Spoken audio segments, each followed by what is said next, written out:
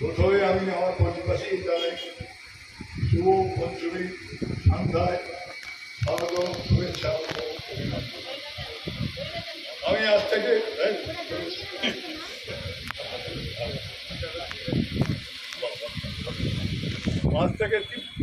বন্ধ হয়ে গেল।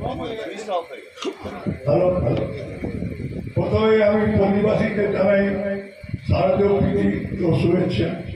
আজ থেকে 53 বছর আগে আমরা এই পুজো করার জন্য মুখস্থ করেছিলাম ছেলে, তার মধ্যে বেশিরভাগই হয় বেকার ছাত্র, কিন্তু আমাদের মধ্যে ছিল একটা উদ্যোগ।